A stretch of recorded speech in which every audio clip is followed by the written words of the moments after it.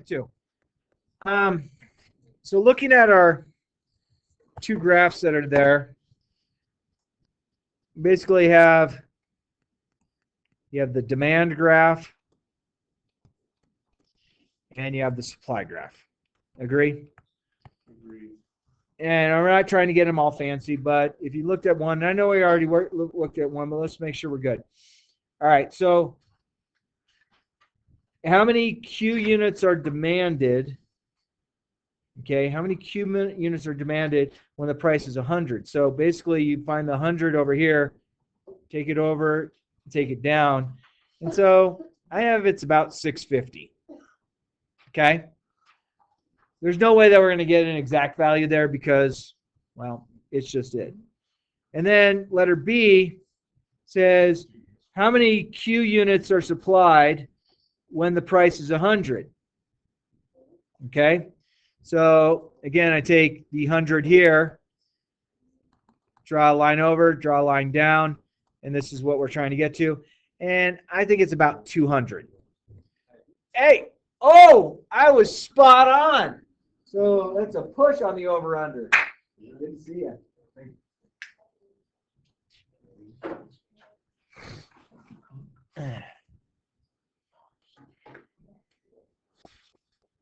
All right, so letter C is where I don't think I explained myself as well, and I'm sorry. So we have the supply of 200, the demand of 650. So will the market surplus more supplied or shortage more demanded when P equals 100?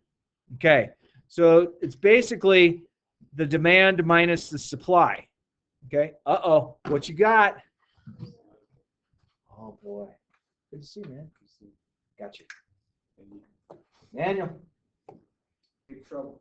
I just want to see the 8th period, I think.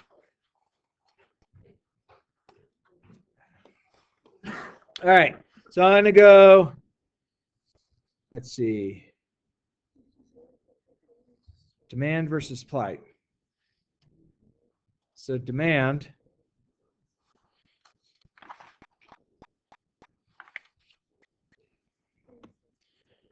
that's wrong. It's supply minus demand. So supply is 200, demand is 650. That's negative 450. So in this case, we have a shortage. Okay, so you can't sell more than you have. Well, you can, but then your customers kind of get frustrated when their stuff is there.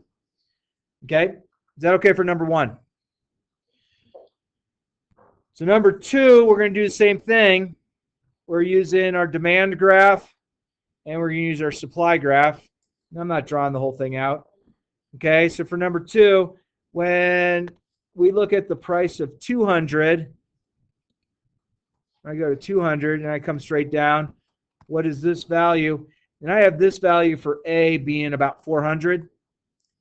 And then if I did 200 on the supply, I have this one coming down to 800. Okay, so in this case, what are we saying? So this was our supply, this was our demand, correct? So I'm going to take my supply minus my demand. So I'm going to do 800 minus 400, which is positive 400, which means we have a surplus. So if you owned a company, you got to figure out let's get rid of that surplus. Okay, so that might mean you're lowering. So and number 2 might mean you're lowering prices to get rid of that surplus. For problem number 1, you might increase the price so you don't deal with a shortage. Kind of goofy, but that's how it is. Any questions on 1 or 2? We're good? Where's your worksheet? Bad kid playing with matches. Anyone else missing the worksheet? We're good? Okay.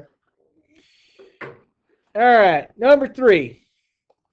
Then they give us, we have the demand function being 2P plus 5Q equals 200, and the supply function is P minus 2Q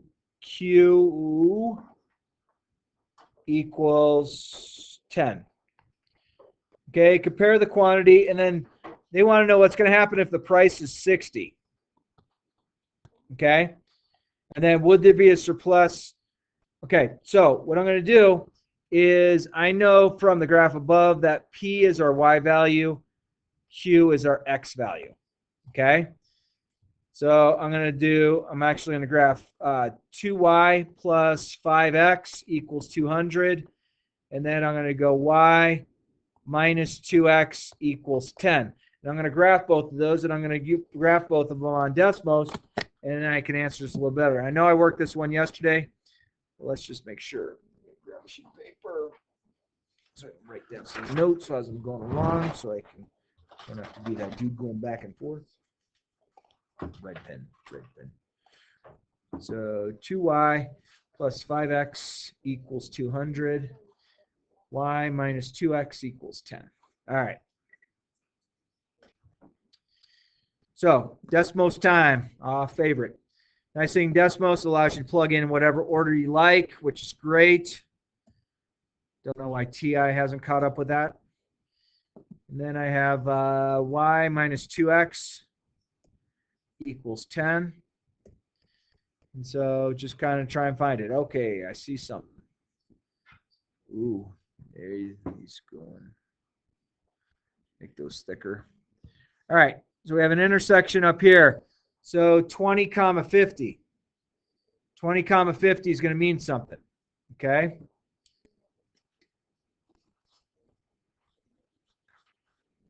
Okay. And then, let's see. And then compare the quantity demanded and supplied when the price is 60, and will it be a surplus? All right, so I'm going to move this down.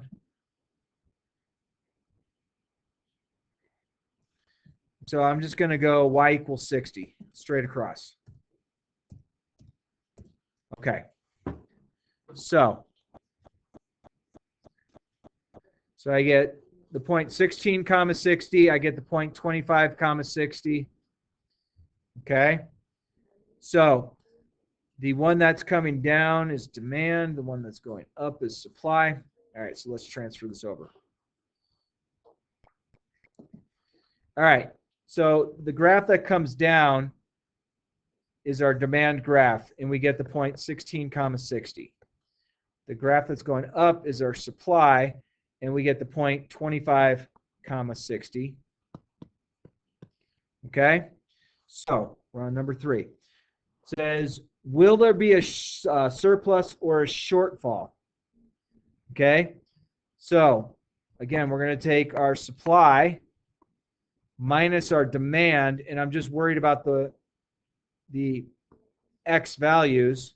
So our supply is 25, our demand is 16. Do the simple subtraction, I get to 9. Okay. For number 3.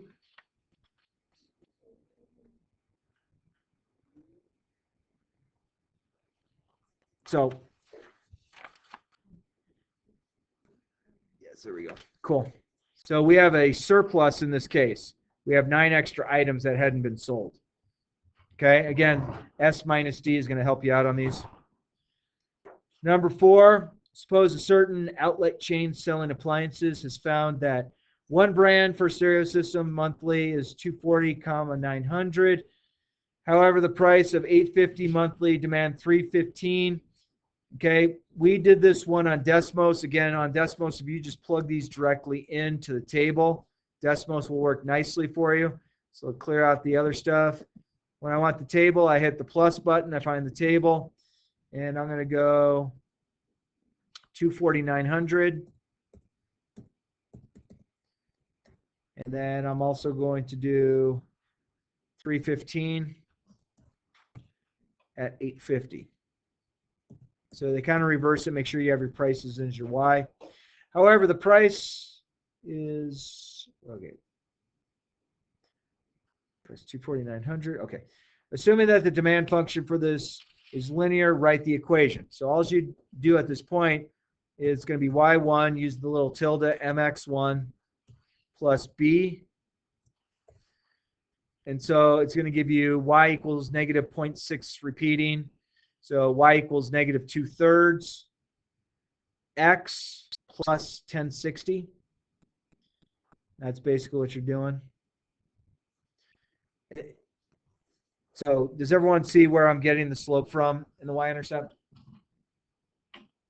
So this is roughly negative 2/3. So y equals negative 2/3 x plus 1600. That would be the equation that goes with that. And again, Desmos will solve the equation for you. You don't have to go find the slope. You don't have to use point slope and plug it back in. You have to do none of that. It's just right there. Okay. And we got the answer that they have. Cool. Number 6. Or any questions so far? I know I've kind of gone quickly. I just want to make sure you feeling okay about it. And again, this is the toughest lesson of the whole unit. Everything else is just going to be just gravy after this. All right. So number 4, we have that answer. We already answered it. And number 5 says use the graph to the right to answer. Okay. So they have a graph that crisscrosses. This is your demand. This is your supply. And so labeled supply demand, we have that. Determine the equilibrium point. So if you look at that graph, I would say 30,25 maybe, roughly. Okay. That's the equilibrium point. That's break even. And determine the quantity that makes it equilibrium. So what do they say for the answer in the back? So number 5. So 30 units at $25. That's where we're not making any money. We're getting rid of everything at the right price. Did we try the right thing? I guess so, because we don't have a surplus. All right, so that's basically number 5. Number 6, I think we use this graph still. All right, so they want to say the price is 30. Okay, so the price is 30. You're basically coming up here. So if I draw this line straight over, looks down, this is at about what?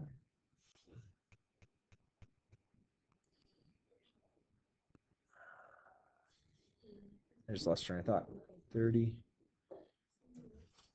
So this is happening at 30.20. 20,30, excuse me. And then this one, if it's 30, come on. My eyes are going, but I'm thinking 40,30. All right. So if the price is 30, what is demanded? So they demand 20. If the price, so that's letter A. Letter B is this one. If the price is 30, how much is supplied? They supplied 40. And then is there a surplus? So I'm going to take my supply minus my demand. I'm going to go 40 minus 20. So I get 20. So I have a surplus because it's a positive. If it was negative, it would be a shortfall. Number 7 is the price is 20. And again, I got to try and do this with my bad eyes. 20, 20. So if I did 20, it's down here. So this is the point like 20, 20. And then if I did 20 over here, it's maybe 45, 20. Okay, so again, I'm going to do supply. Supply minus demand. So I'm going to go 45 minus 20. I think that's about right. 25 is another surplus. Okay. And again, these graphs are really bad graphs to look at. Don't think that, I mean, if I'm getting 20 and you're like, I think it's like 18, we're both right. We're both in the same ballpark. Number 8, will a price below the equilibrium result in a surplus or a shortage? So number 8, okay? So the answer says shortage. Let's see why that takes place. Demand, supply. If we have something that happens here, I get this value and this value, okay? So my supply minus my demand, this is going to create a, this is going to be a shortage because I'm going to have a negative number as the result if it happens below. So if this line happens below, if it happens up here, the blue is a surplus. If I could spell, I'd be much better, but hey, we'll go with it. And then number 9 is pretty straightforward. Just graph them on Desmos. Again, if you look back, if you can't remember what P goes with, P is the Y value. So on number 9, if you go 2y minus or equals negative x plus 56, and then you go 2y minus x equals 34, I get this as an answer. I would use Desmos to plug those in. And again, it's a matter of you realizing where the x and y go in. The nice thing is you get to use your graph. Question, yeah? Can you go back to the other slide so I can write down like that?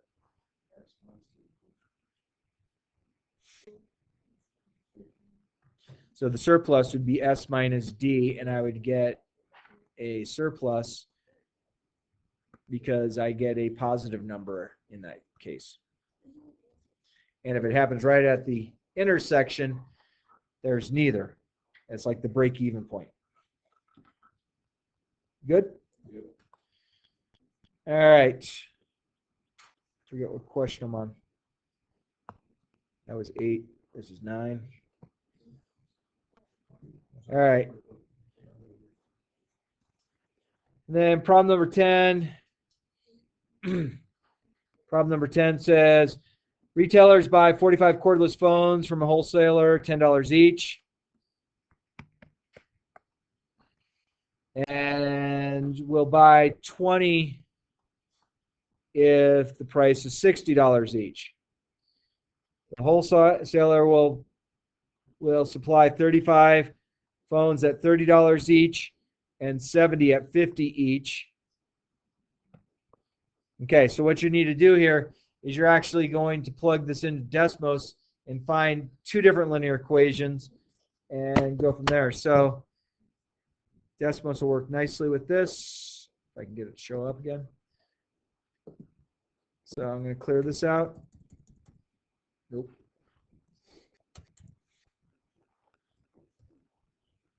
All right. So I got 45, 10, 20, 60. You hit the magnifying glass, and you can go y1 tilde mx1 plus b. So there's your first linear equation. Then come down here and make another table.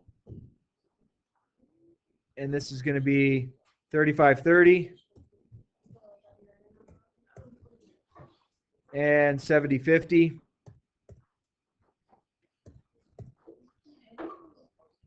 If I hit that plus, I kind of get like that look. And then I come down here. On Desmos, you hit y2 tilde equals mx2 plus b. All right, so it gives you the 2 equations. Notice on the second one, I use y2 and x2 because that's what I titled it. You want to find your break-even point. Your break-even point is at 35.30. buy 35 phones at $30 a piece. There's your break even. It's where the intersection of the two lines exists. 11.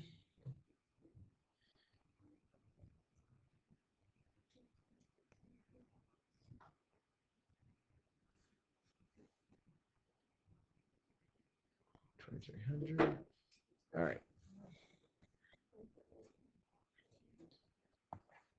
So number 11, you have suppose that a certain market, the demand function for a product is given by, so this is demand at 10p plus q equals 2,300. And the supply function is given at 45p minus q equals 360. If the government imposes a tax of $2 on the supplier, who passes on to the consumer as a price increase, find the equilibrium. So basically, I think what this problem is going to do is if I'm passing $2 on,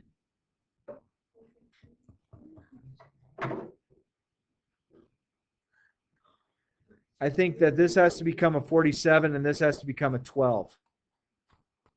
I think that works.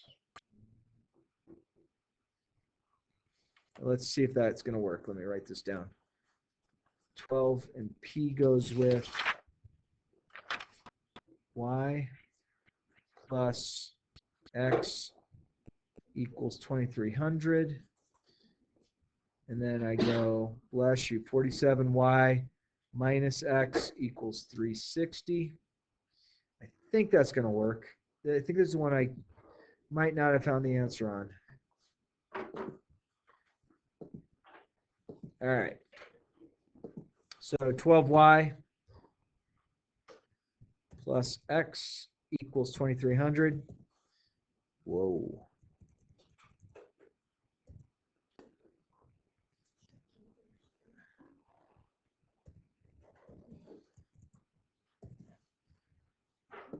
And then 47y minus x equals 360. And let's go find it on one, on the other, come out here. All right. So they're claiming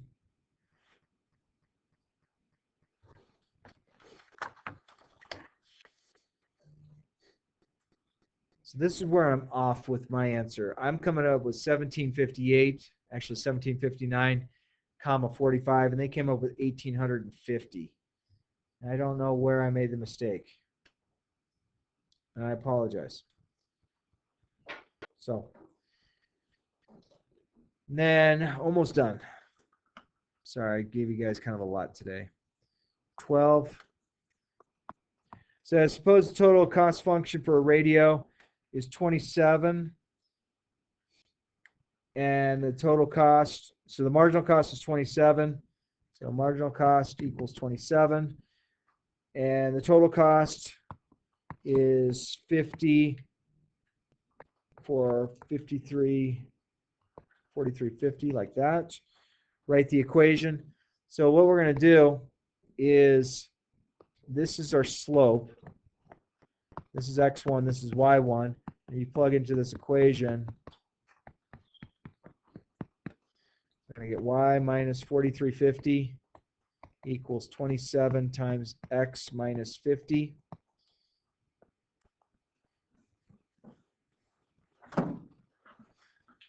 Distribute.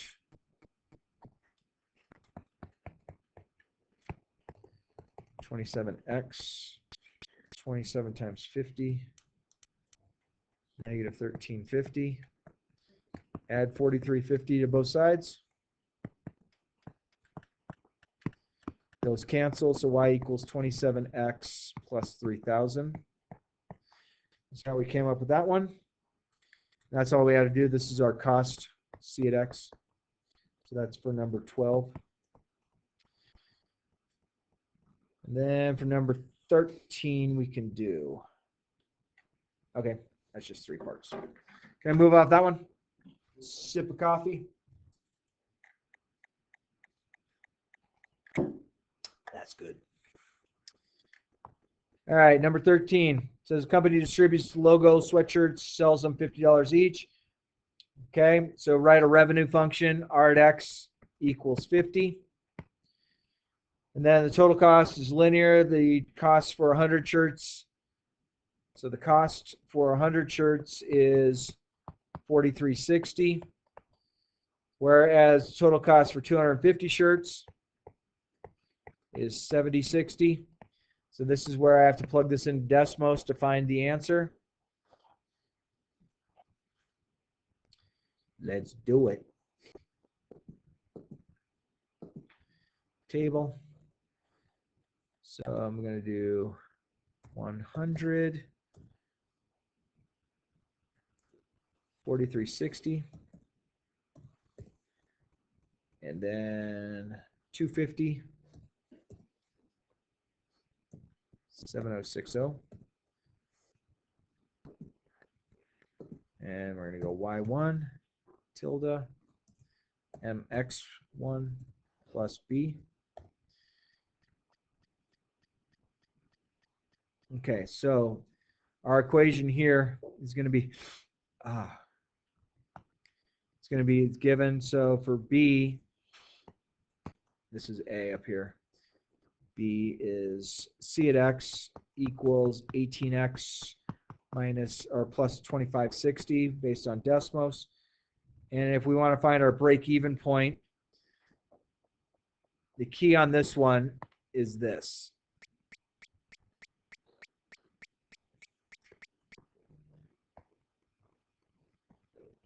I'm going to take 50X minus 18X plus 2560. So that's going to be, just make sure you distribute. So 50 minus 18 is 32X minus 2560. And we're going to graph this, and where it crosses the x-axis is going to be our answer.